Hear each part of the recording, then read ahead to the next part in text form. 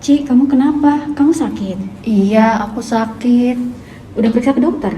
Udah, kata dokter aku sinusitis. Sinusitis tuh apa sih, Ci? Aku juga nggak tahu. Iya, cari tahu.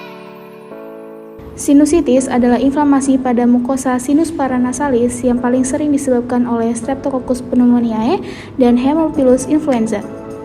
Faktor resiko dari sinusitis antara lain ispa, rinitis, polip hidung, kelainan anatomi, infeksi tonsil, infeksi gigi, dan kebiasaan merokok.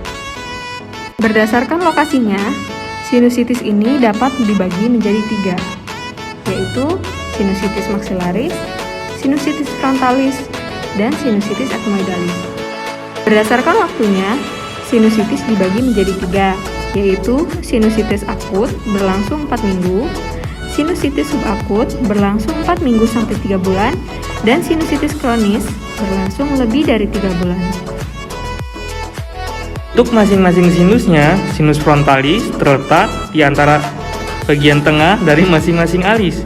Untuk sinus maxillaris terletak di antara tulang pipi tepat di samping hidung. Untuk sinus ethmoidalis terletak di antara mata tepat di belakang tulang hidung. Untuk sinus sphenoidalis terletak di belakang sinus ethmoidal dan belakang mata.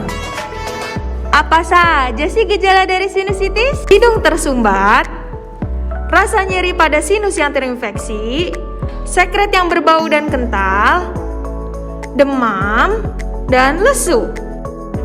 Untuk penegakan diagnosis, kita dapat temukan dari anamnesis, pemeriksaan fisik, dan pemeriksaan penunjang. Dari anamnesis, kita dapat temukan gejala seperti ingus purulen, hidung tersumbat, dan nyeri pada wajah.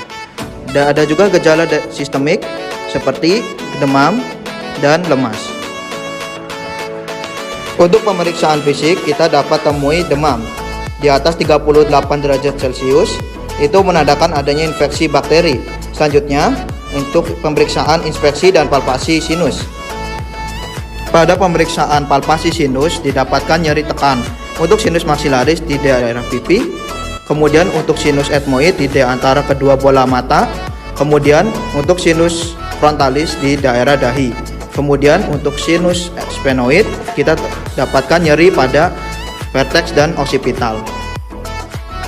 Pada pemeriksaan rinoskopi anterior, jika kita temukan pus pada daerah meatus superior, kita temukan adanya kelainan pada sinus sphenoid dan ethmoid posterior.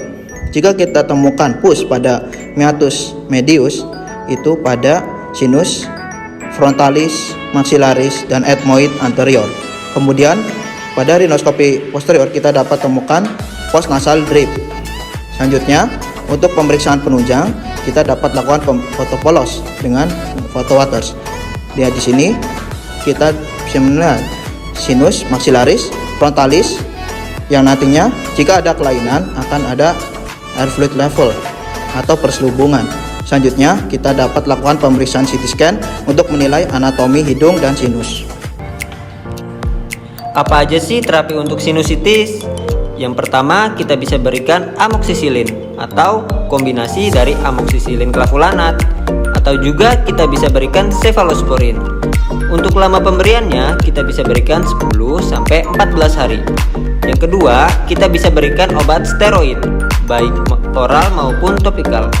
Kita juga bisa berikan obat simptomatik seperti dekongestan dan analgetik. Dan yang terakhir, kita bisa berikan obat cuci hidung seperti NaCl 0,9%. Apabila terjadi kronik, kita dapat melakukan tindakan pembedahan seperti Latwell-Duck, ethmoidektomi, atau bedah sinus endoskopi fungsional.